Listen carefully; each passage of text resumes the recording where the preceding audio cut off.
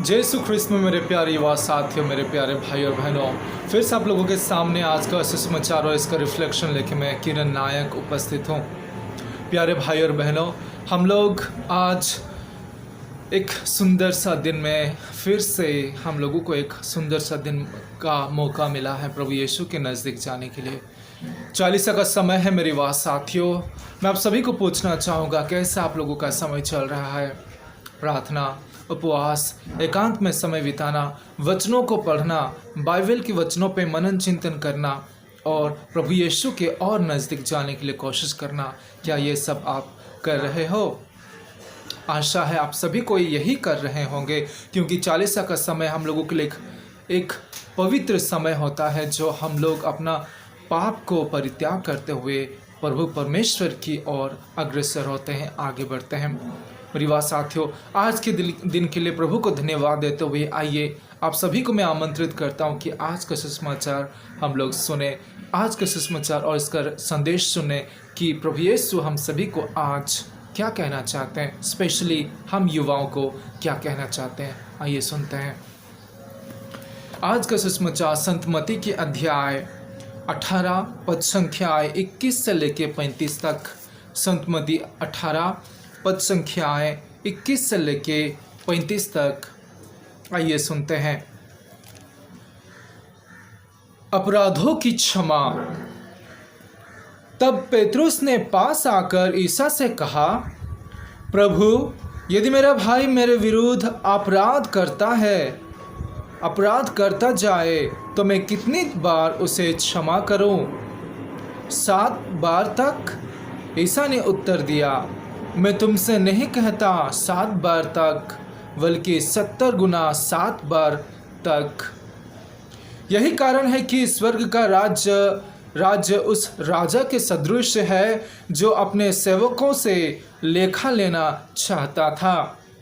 जब वह लेखा लेने लगा तो उसका लाखों रुपए का एक कर्जदार उसके सामने पेश किया गया।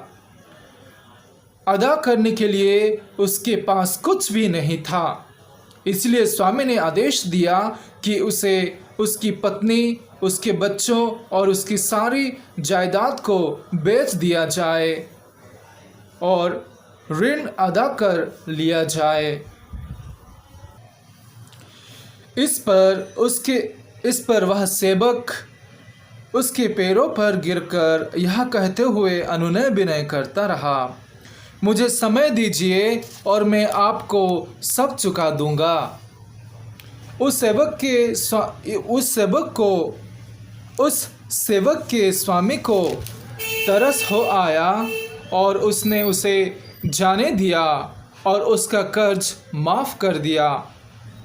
जब वह सेवक बाहर निकला तो वह अपने एक सहसेवक से मिला जो उसका लगभग 100 दिनार का कर्जदार था।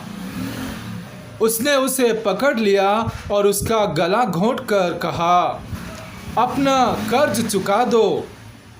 सहसेवक उसके पैरों पर गिर पड़ा और यह कहते हुए अनुनय विनय करता रहा, मुझे समय दीजिए और मैं आपको चुका दूंगा।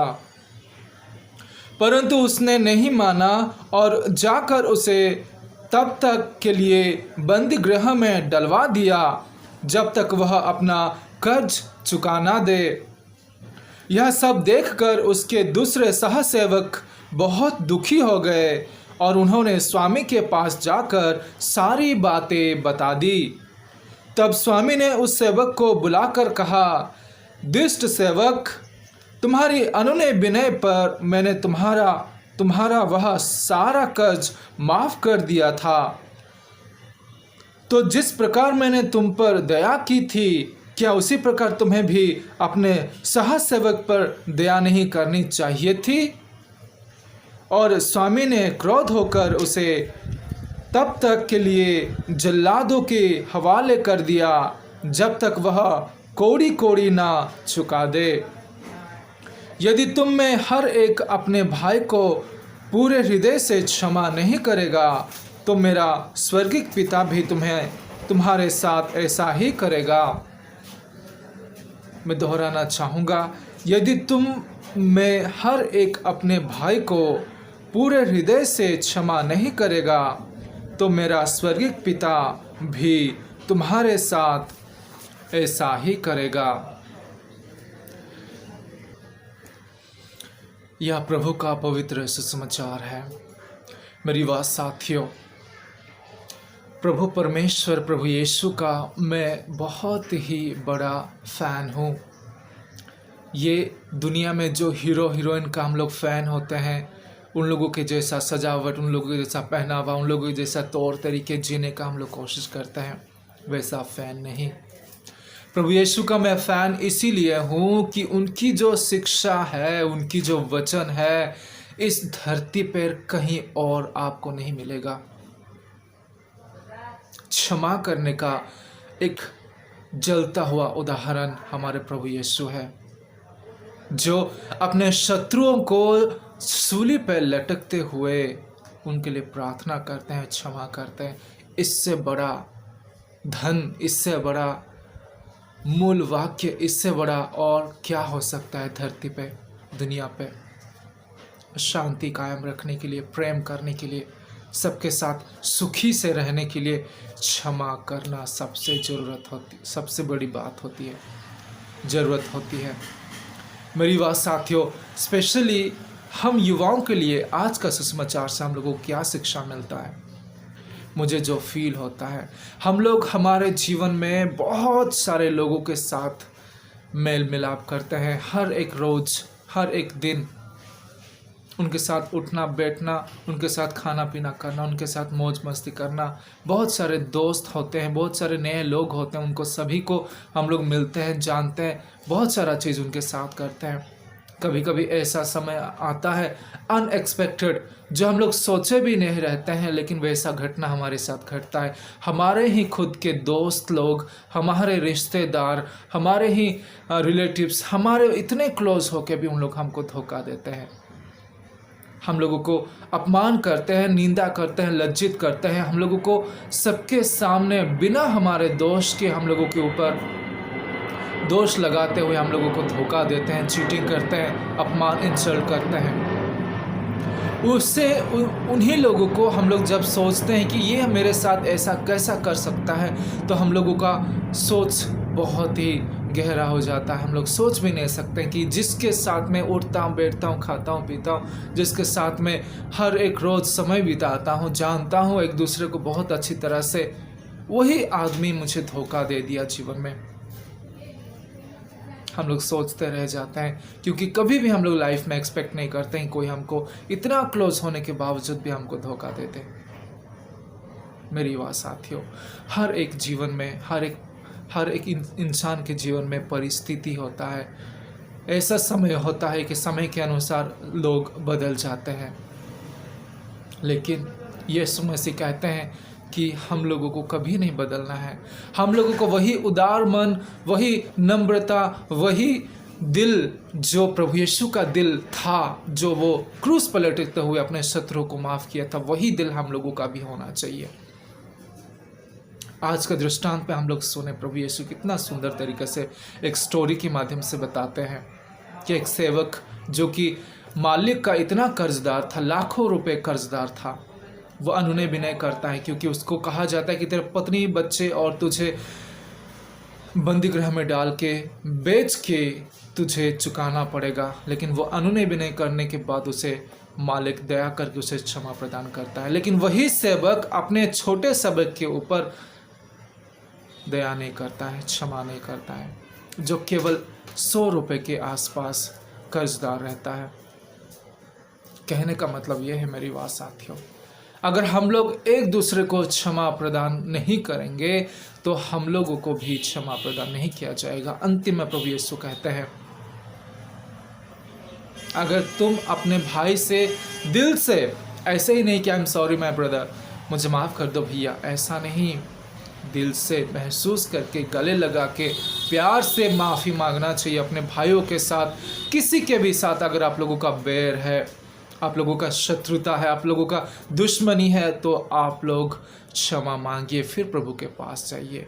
कहते हैं ना, कोई बलिदान चढ़ाने से पहले जाओ अपने भाई से मेल मिलाप करो, क्षमा मांगो, एक दूसरे के साथ शांति में रहो, फिर आओ मेरे सामने और वेदी में चढ़ावा चढ़ाओ, कहते हैं परमेश्वर, प्रभु यीशु कहते हैं।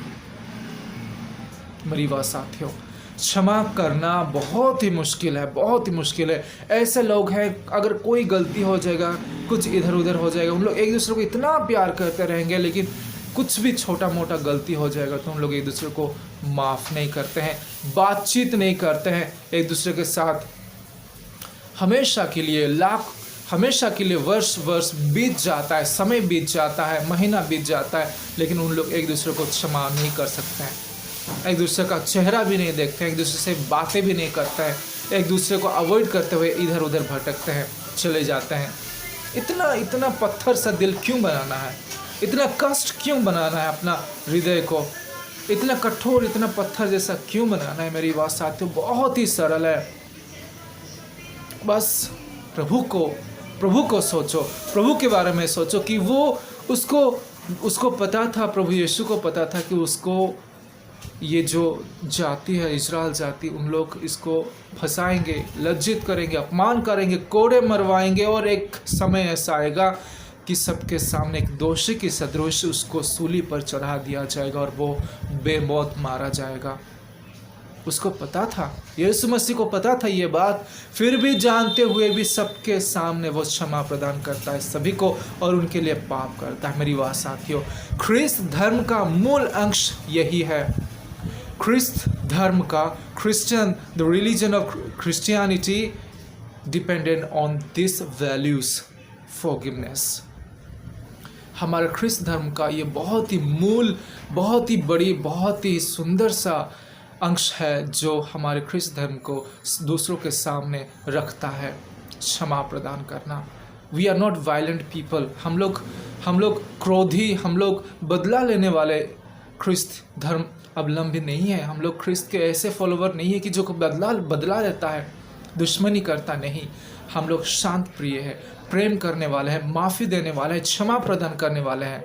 मेरी बात साथियों, आज प्रभु यीशु कहते हैं 40 का समय है, एक दूसरे को माफ़ करो, एक दूसरे को गले लगाओ, एक दूसरे के साथ प्यार में मेल भाव से रहो और मेरे पास आ जाओ। अपने सब दुख कष्ट को लेके क्षमा मैं तुम लोगों को करूँगा। तुम लोगों की जितना भी पाप हो सके, जो भी पाप तुम लोग किए हो, मेरे पास आओ, मैं तुम लोगों को क्षमा करने के लिए